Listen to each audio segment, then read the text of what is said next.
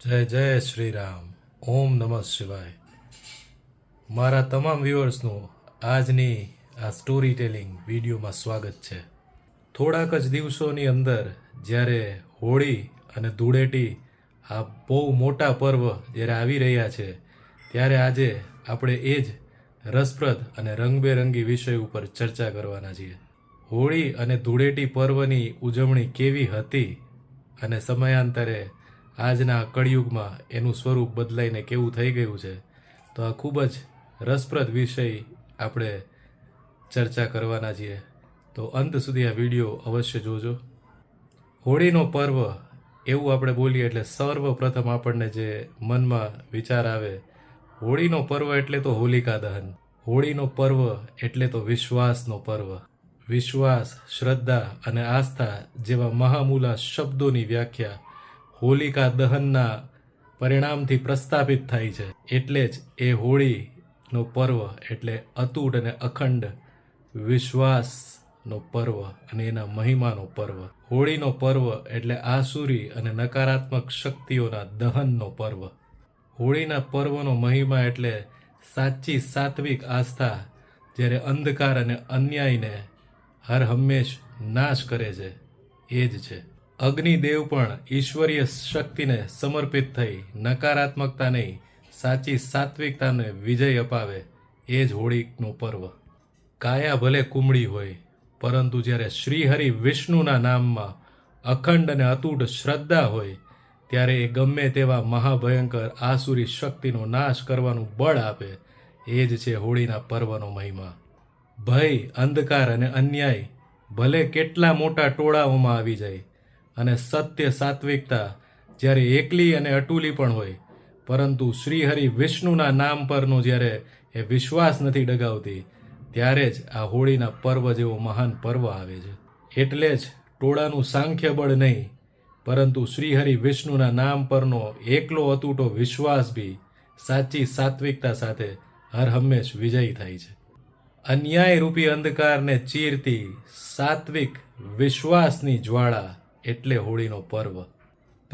અતિશય ટાઢકને છાંટીને પ્રકૃતિના ખીલવાની હૂંફ આપતી ઋતુનો પ્રારંભ એટલે જ હોળીનો પર્વ. નરસિંહ ભીષણ ભદ્રમ મૃત્યુ મૃત્યુમ નનામ્યહમ. આ ભગવાન નરસિંહ ભગવાનના પ્રાગટ્ય અને એમના ચામત્કારિક કથા અને એમની પાછળ રહેલી અતૂટ અખંડ શ્રદ્ધા અને વિશ્વાસનો પર્વ છે. આ હોળીનો પર્વ એ આપણી સનાતનની આસ્થા અને સનાતનનો પર્વ છે.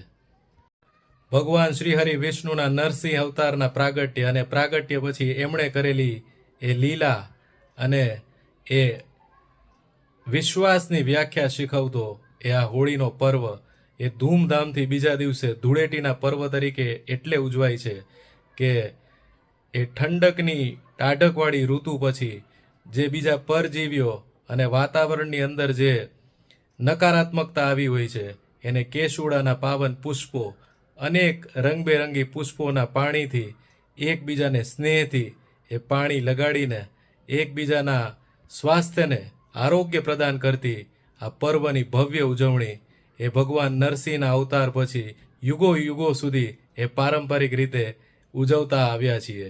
પરંતુ એ વાતનો આજે વિચાર કરતા દેખતા બહુ ખેદ થાય છે કે આ પર્વનું જે સ્વરૂપ છે એ આ આધુનિક કળિયુગની અંદર હવે અનેક વિચિત્ર પ્રકારના ગીત સંગીત અને રેઇન ડાન્સ, જેમાં ન જોવા જોઈએ એવા પોશાકો અને ન ઉપયોગ કરવા જોઈએ એવા રંગો, જે પ્રકૃતિને તો નુકસાન કરે જ છે પરંતુ જીવોને પણ નુકસાન કરે છે.